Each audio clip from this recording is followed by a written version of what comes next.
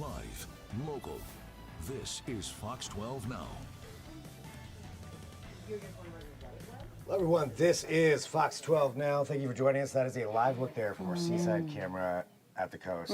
People already out there enjoying it. I'm not jealous at all. Well, don't be jealous because today is not going to be as nice as it was yesterday. Aha, see? So they just have no idea what's coming right Probably not. Hello everyone, this is Fox 12 Now. Thank you for joining us. We do appreciate everybody who is able to be here. And this, of course, is a first alert weather day, which is why we have one and only Katie Sunika over here joining us to talk about this. And it is already really warm out there. Yes, we have a lot to talk about today for our second first alert day. Yeah, I will say, yesterday, of course, really hot. 96, today, broke 96, a record. Really? So this did break from the record. 1955. Wow. So we broke a record from a little while back. So broke that record, and then again, this morning I could feel it. My house takes on some heat. Yeah. And it was already there. Yes, but I'll show you here as we walk through the details. It's not going to be as hot today because the high pressure is breaking down. It's moving on. So we're on the back side of We're on the back side of it. All right, but still lots to expect. Yes, lots to expect. This is so serious. You know, I'm going to put my glasses on today. Yes, okay. So everybody knows. Yeah, Katie's wearing glasses are on. Glasses are on today. So what we're going through today is, just another hot afternoon. Temperatures expected to get into the 90s. Now, here's the thing is that, with the human body, we typically can't feel any temperatures that are less than 2 degrees, right? So we get to 2 degrees and you really can't tell the difference. So if we were 96 yesterday and we're supposed to be 94 today, it might not feel any different to you. Really? Because you just can't really feel that 2 degrees difference. When you start getting 3, 4, then you can kind of tell the difference. That's interesting. So really, you're not going to notice that. You might not, because we made it to 96 yesterday. We're expecting 94. Made it to 95 yesterday, expecting that 93, 94 in the valleys today. So might not feel any different to you today. Okay. We did make it to 100. You can see out in the Dalles and in Roseburg, and then along the coast. I was saying, hey, guess what? A little nicer yesterday. We were in the upper 70s in Astoria, low 70s in Tillamook, and then those 60s a little bit farther south, a little cooler.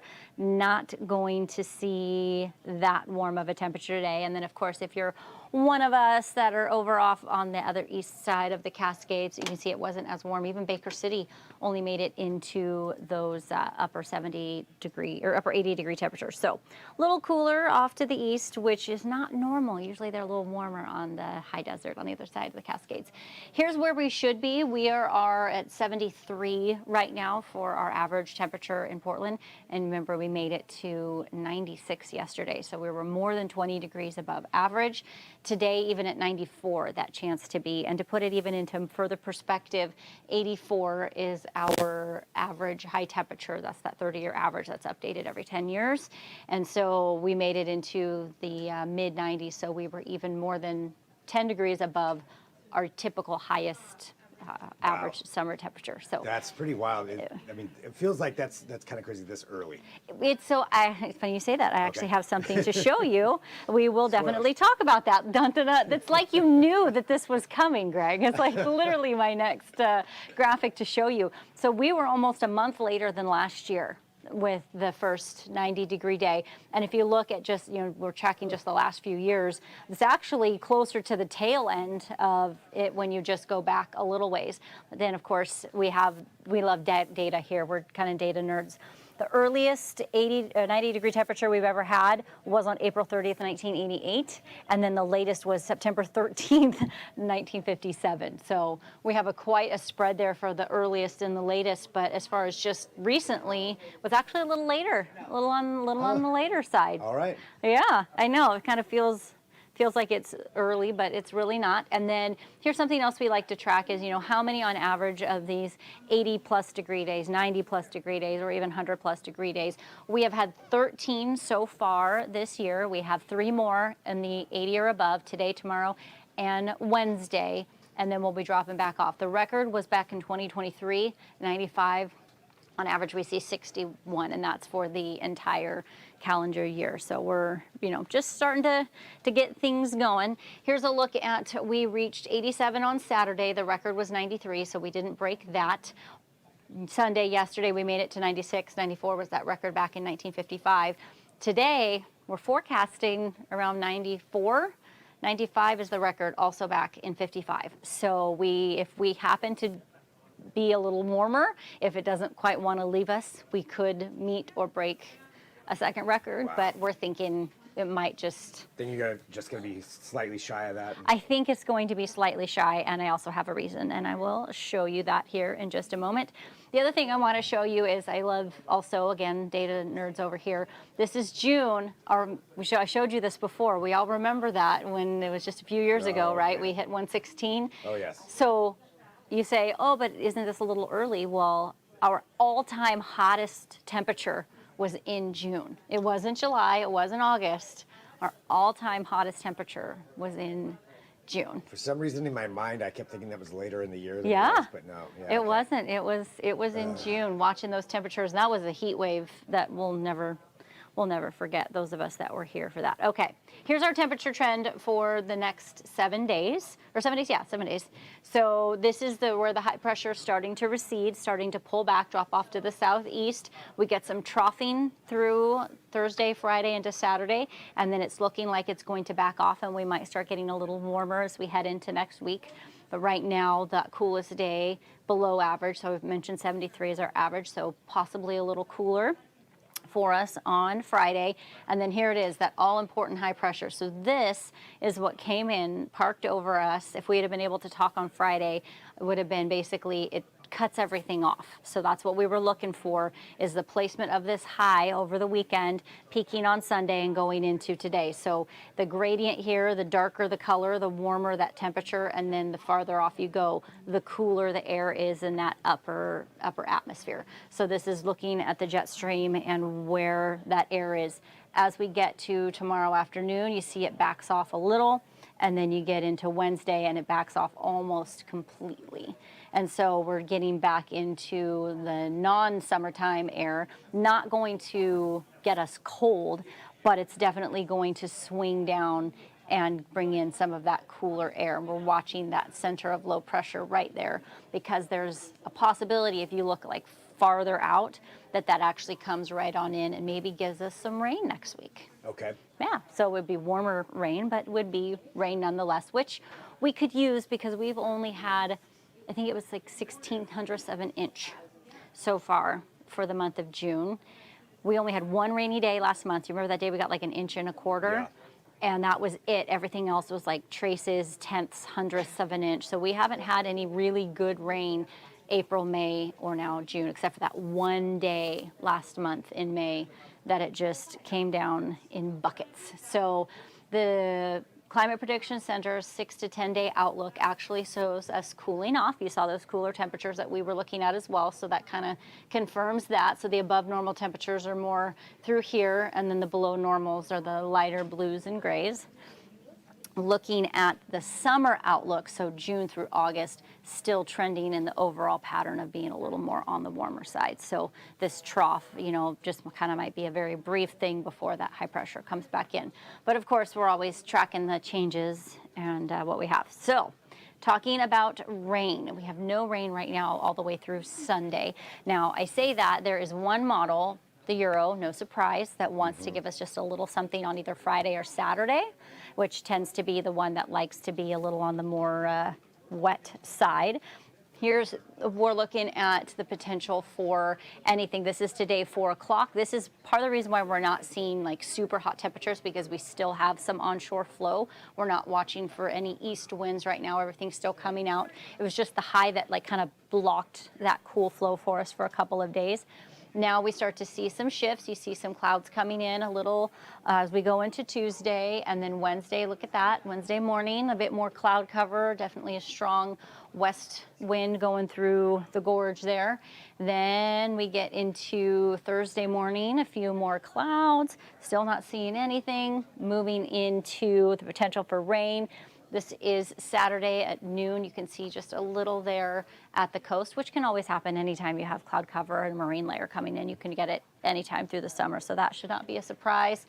And then you get to Monday night, and now we're starting to see, so that's really kind of tracking when our next chance to get anything, but you notice it's only like a few hundredths of an inch, not even seeing all the way through midweek next week, not even getting to a tenth of an inch anywhere. So that keeps us on the very dry side all the way through and getting close toward the middle of the month.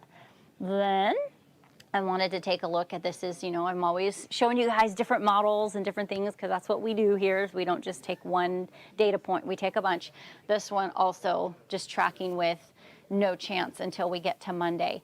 And then even that 20%, it's not much. And fun fact, a lot of people don't know this and it's very confusing.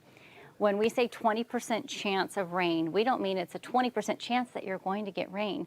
We mean that there's a chance that 20% of the area. So there's a 100% chance that 20% of the area is going to get rain. Okay, so 100% chance there is going to be rain. But only 20% of it's going to get it. That's okay. That's good to know. Yes, so that's one of those. Why do we even say that? Because it's so confusing. We'll have to dig into that another time. That is something I would. Okay, so of course we have to think about drought. We were doing so good. We were so nice with our snowpack, all those numbers, just, up in the triple digits % above normal. Some areas in Southern Oregon were like 200% of normal.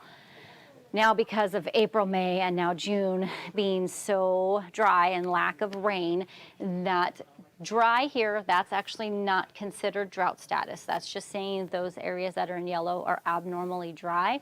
But when we get into moderate, that is actually a drought status. So you can see that there through the metro down in the valley and then off to the east to Baker City and then kind of, a little farther over there.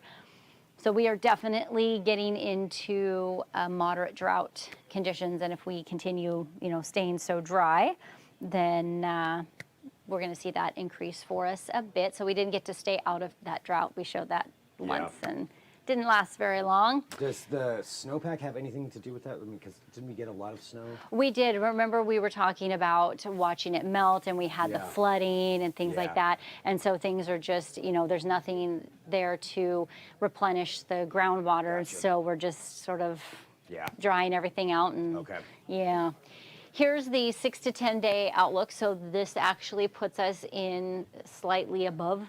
Possibly, we might actually be getting some rain as we go a little farther in to the month. We'll see how that goes. A little below normal to our neighbors to the south, east for us. But for northwest corner and about that half the state, right now it's looking like maybe we'll get a system to come through, which would be good. So there's the silver lining. And then, of course, the all-important 7-day forecast. So these are the numbers as of our, my model runs this morning, right around 7:30. They come in and I take a look. I didn't adjust too much from last night. Not much has changed. It's kind of stable. I'm not seeing any, sometimes we come in and I'll be like, just don't pay attention to this because nobody's in agreement. Well, right now, all the ensembles, almost all the models, everything we check are all keeping pretty much everything dry, through the end of the week and the start of next week. They're all kind of agreeing on that. And then the temperature, same thing. Some models have us getting actually into the 60s. Okay. Here as we go through the weekend, the start of next week, but we of course take other factors into consideration, cloud cover, temperatures, mixing of air, all that kind of stuff. And that's about where we think that we're going to land for our week. So I kind of like that midweek if that's how that goes. It's not bad. I mean, this is a personal opinion. It's a nice break. Yeah. I don't mind the dry heat, but that's a lot to handle too many days in a row. Right, yeah.